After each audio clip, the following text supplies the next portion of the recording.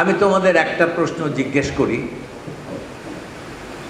সেটা হচ্ছে যে রবীন্দ্রনাথ জন্মেছিলেন কত সালে? 1861। তিনি কি বেঁচে আছেন না মারা গেছেন? কত সালে মারা গেছেন? 1941। দেখো, খুবই ভালো জানো তোমরা, দেখা যাচ্ছে উনি মারা গেছেন 1941 সালে। কিন্তু এমন অদ্ভুত কোনো খবর যদি কেউ এসে আজকে দেয় যে তিনি মারা যাননি, তিনি এখনো বেঁচে আছেন। বেঁচে আছেন না শুধু, তিনি ঢাকা শহরে আসছেন। না, শুধু ঢাকা শহর না, তিনি রাজুক কলেজে আসবেন। কারণ তোমাদের না দেখে তার নাকি ঘুম হচ্ছে না বহুদিন থেকে। তোমাদের দেখার জন্য তিনি অস্থির আকুল হয়ে আছেন। হঠাৎ শোনা গেল যে তিনি এসে গেছেন, গাড়ি থেকে নামছেন। সেই সময় কি তোমরা এখানে বসে বসে আমার বক্তৃতা শুনতে?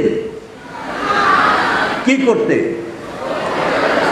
হইচই করে, ছুটাছুটি করে, দৌড়াদৌড়ি করে সব গেটের কাছে চলে যেতে না? তোমরা সব চলে যেতে। এমন সময় যদি তোমরা শুনতে যে না, শুধু রবীন্দ্রনাথ নয়, নজরুলও সঙ্গে আছেন, কি উত্তেজনাটা কি আর একটু বাড়তো না কমতো? বাড়তো। হঠাৎ শুনলে না, শুধু রবীন্দ্র নজরুল নয়, 1 মাইল দূরে শেক্সপিয়ারকেও দেখা গেছে। এবং এক সময় শুনলে শুধু শেক্সপিয়ার নয়, Einstein, Plato, Aristotle, Omar Khayyam, গেটে, দান্তে, পৃথিবীর শ্রেষ্ঠ শ্রেষ্ঠ মানুষেরা সবাই তোমাদের রাজুক কলেজের সামনে এসে হাজির হয়েছে। কি হতে তোমরা? লেজ তুলে ওদিকে দৌড়াতে, হই চই হট্টগোল, অটোগ্রাফ দিন, ফটোগ্রাফ দিন, সেলফি তুলতে দিন। কেমন একটা উৎসব, একটা তাণ্ডব হয়ে যেত আজকে তোমাদের স্কুলে। কিন্তু আমি যদি তোমাদেরকে বলি যে তারা সত্যি সত্যি তোমাদের স্কুলে এসেছেন, অনেক দিন ধরে আছেন, কেমন তোমরা কি বিশ্বাস করবে?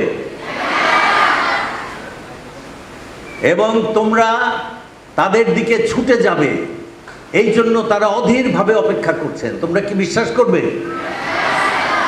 তারা কোথায় আছেন বলো? কোনখানে? লাইব্রেরিতে। তোমাদের লাইব্রেরিতে তারা বহুদিন ধরে এসে উদ্গ্রীবভাবে তোমাদের ডাকছেন, এসো এসো। তোমরা কি যাচ্ছ? কেউ কেউ যাচ্ছ। কিন্তু আমি মনে করি এরকম একটা ভালো স্কুলের প্রত্যেকটা ছেলে, প্রত্যেকটা মেয়েকে ছুটে যাওয়া উচিত সেই দিকে। সেখানে যে বলা উচিত, আমাকে অটোগ্রাফ দিন, আমাকে ফটোগ্রাফ দিন, আমি আপনার সমস্ত বই, সবচেয়ে শ্রেষ্ঠ শ্রেষ্ঠ বইগুলো আমি পড়তে চাই। তাহলে পৃথিবীর শ্রেষ্ঠ মানুষেরা কোথায় আছেন? লাইব্রেরি। এই জন্য রবীন্দ্রনাথ লাইব্রেরি নিয়ে একটা খুব সুন্দর কথা লিখেছিলেন। কি লিখেছিলেন তার আগে তোমাদেরকে আমি একটু ভূমিকা দিই। নদীর পানি কি বিশাল বিশাল ঢেউ থাকে নদীতে? সাধারণত ঝড় উঠলে অবশ্যই থাকে, কিন্তু এমনি নদীর ঢেউ কি খুব বড়? ছলাৎ ছলাৎ শব্দ হয় নদীতে। কিন্তু সমুদ্রের গর্জন কম না বেশি? সমুদ্রের গর্জন অনেক। মহাসমুদ্রের গর্জন কি তার চাইতে কম না আরো বেশি? মহাসমুদ্রের 100 বছরের গর্জনকে যদি একখানে করা যায় তাহলে কি হবে? আমাদের মনে হবে যে 10,000 জেট প্লেন একসঙ্গে উড়ে চলে গেল। একটা প্রচন্ড বিস্ফোরণের শব্দের মতো হবে সেটা। রবীন্দ্রনাথ বলছেন যে মহাসমুদ্রের 100 বৎসরের কল্লোলকে কেহ যদি এমন করিয়া বাঁধিয়া রাখিতে পারিত যে সে ঘুমাইয়া পড়ার শিশুটির মতো চুপ করিয়া থাকিত, তাহলে কি হতো? সে বিশাল গর্জনটা নীরব হয়ে থাকতো। সেই নীরব মহাশব্দকে লাইব্রেরির সঙ্গে তুলনা করা যায়। তাহলে বোঝো, তোমাদের এখানে পৃথিবীর শ্রেষ্ঠ মানুষেরা সবাই আছেন এবং সবার আত্মার যে আগুন, যে শিখা, যে শব্দ, সব ওইখানে আছে। তোমরা যাও, লাইব্রেরির মধ্যে ঝাঁপিয়ে পড়ো, দেখবে সেই আলোতে তুমিও আলোকিত হয়ে তুমিও একজন মহৎ মানুষে পরিণত হয়েছে।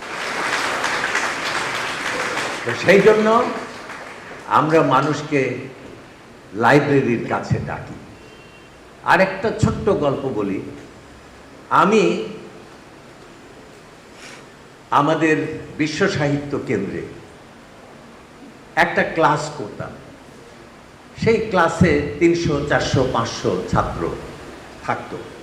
তারা বই পড়তো, অনেকগুলো বই পড়তো, তোমরা যেরকম পড়ো। তারপরে পরীক্ষা হতো। পরীক্ষা যারা ভালো করতো তাদেরকে আমরা অনেক পুরস্কার দিতাম। কারণ যে বই পড়ে সে শুধু বই পড়ে না, কিন্তু দেখবে তার মনটা খুলে যায়। তার সারা দিকে অসংখ্য জানালা একটা একটা করে খুলে যেতে থাকে। সে পৃথিবীর সব কিছুকে বুঝতে পারে, সব কিছুকে দেখতে পারে, ভালোবাসতে পারে। সে গান ভালোবাসে, সে চিত্রকলা ভালোবাসে, সে ভাস্কর্য ভালোবাসে, সে সঙ্গীত ভালোবাসে, সে দর্শন ভালোবাসে, বিজ্ঞান ভালোবাসে, মানুষকে ভালোবাসে, জ্যোৎস্নাকে ভালোবাসে, নদীকে ভালোবাসে, নীল আকাশকে ভালোবাসে, সমস্ত জীবনকে সে ভালোবাসে। তো যে সব কিছুকে ভালোবাসতে পারে সেই তো আলোকিত। তো সুতরাং এসো, আমরা সবাই বই পড়ি। কারণ বই পড়লে সমস্ত জীবনকে, মানুষকে, পৃথিবীকে, সব কিছুকে আমরা ভালোবাসতে শিখব। তো তোমরা কি ভালোবাসতে চাও? যদি ভালোবাসতে চাই তাহলে বইয়ের কাছে এসো। কারণ এইখানে তোমার বিকাশ, এইখানে তোমার স্বপ্নের সম্পূর্ণতা, এইখানে তোমার আলোক স্নাত মুক্তি। সেই মুক্তির কাছে এসো। ধন্যবাদ।